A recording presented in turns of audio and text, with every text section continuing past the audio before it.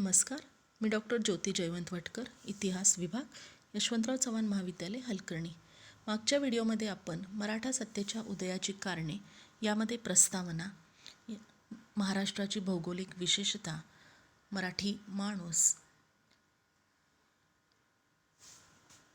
त्याच्यानंतर मराठी भाषा, महाराष्ट्रातील तीर्थक्षेत्र आणि संतांचे कार्य इथपर्यंतचे कारणं पाहिली. यानंतर पुढचं कारण आहे ते म्हणजे महाराष्ट्रातली ग्राम संघटना. महाराष्ट्र हा शेतीप्रधान असल्यामुळे येथील बहुसंख्य समाज हा ग्रामीण होता. दळणवळणाच्या प्रभावी साधनांच्या त्रुटीमुळे खेडी स्वायत्त बनलेली होती.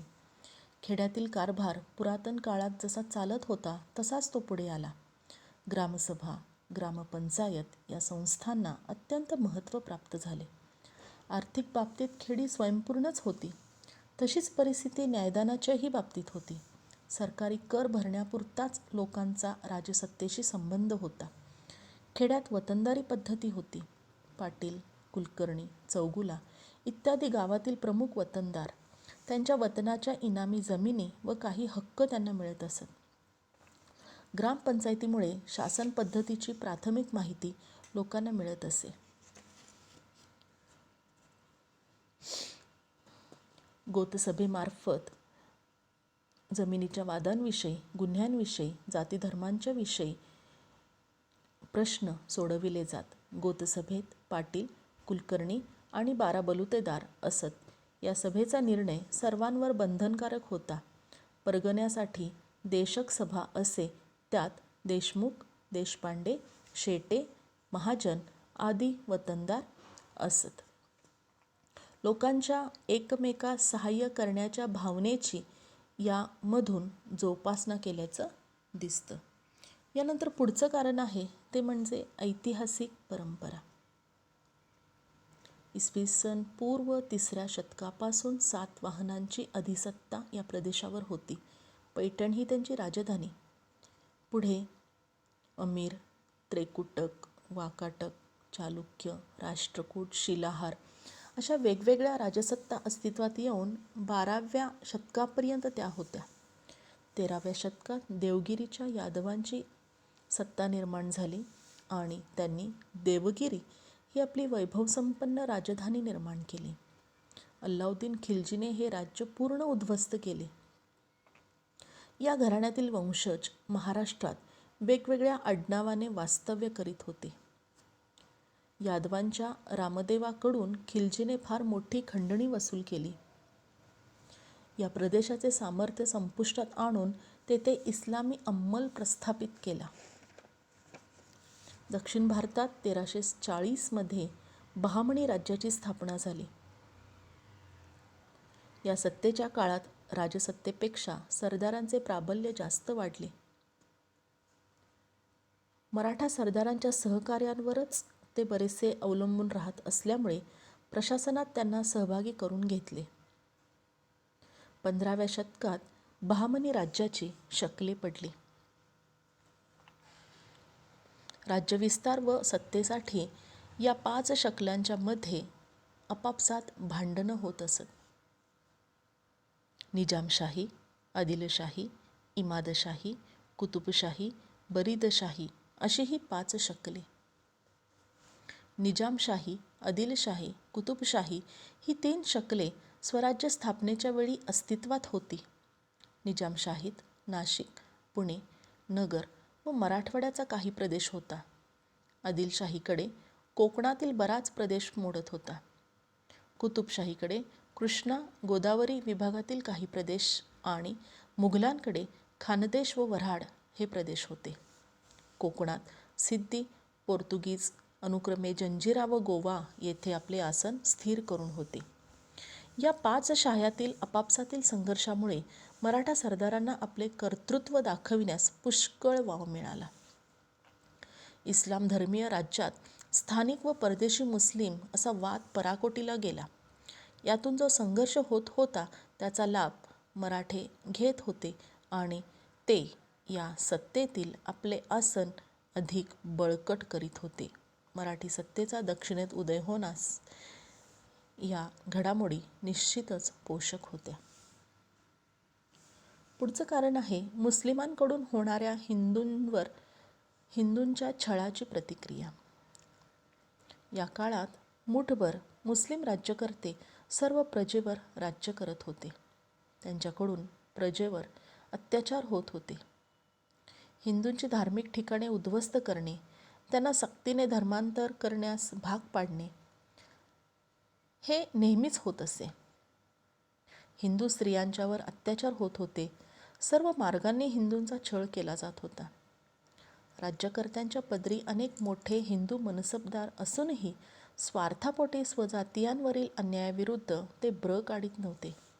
या परिस्थितीमुळेच लोकांच्या मनात सत्ताधीशांच्या विरुद्ध चीड निर्माण झाली होती.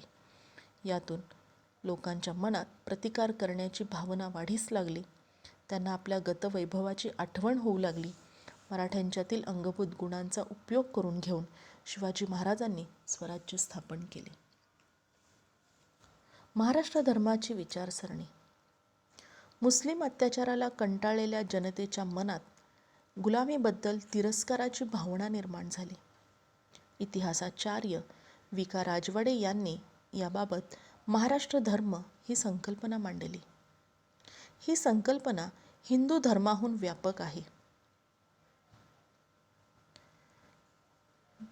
हिंदू धर्म प्लस धर्मस्थापना प्लस गोब्राह्मण प्रतिपाल प्लस स्वराज्य स्थापना अशी उकल या विचारसरणीची राजवाडे यांनी केली आहे.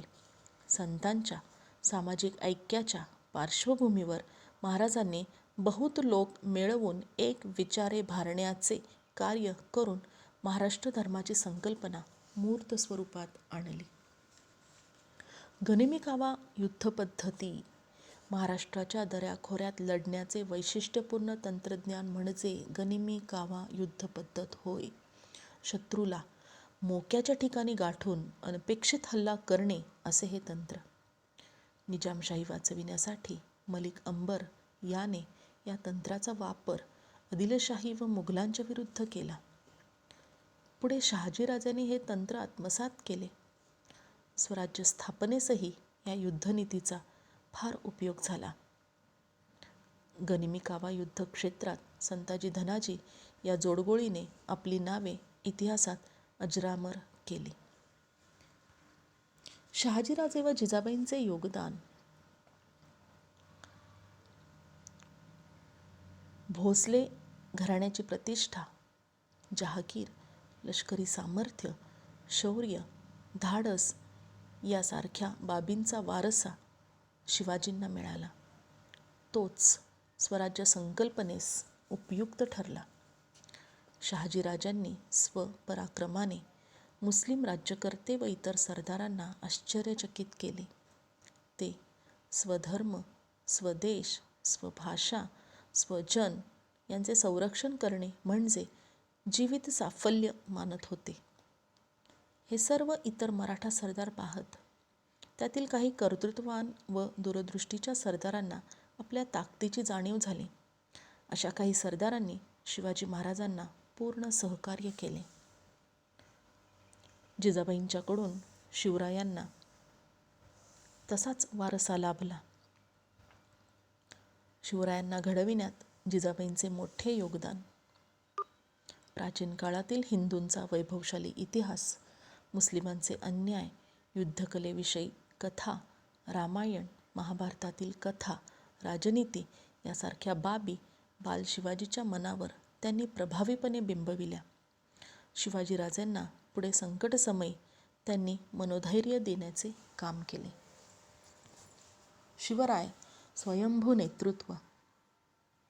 अनेक कारणांनी मराठा सत्तेच्या उदयाला अनुकूल वातावरण तयार झाले. पण नुसते वातावरण तयार होऊन राज्य निर्माण होत नसते. त्यासाठी ते साकारणारा राजा लागतो. त्यामुळे शिवरायांचा उदय हेच मराठी सत्तेचे प्रमुख कारण आहे.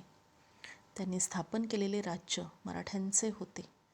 मराठाती तुका मिळवावा, स्वातंत्र्य धर्म वाढवावा ही त्यामागे प्रेरणा होती.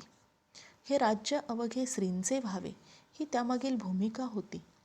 शिवाजी महाराजांच्या रूपाने महान नेता मुत्सद्दी, गुणांची कदर करणारा, परिस्थितीचा अचूक वेध घेणारा, परस्त्रीस मातेसमान मानणारा, रणधुरंधर, राजकारण धुरीण, जशास तसे वागणारा, शत्रूला दहशत वाटणारा, न्यायाने वागणारा असा महाप्रतापी राजा मराठ्यांना लाभला.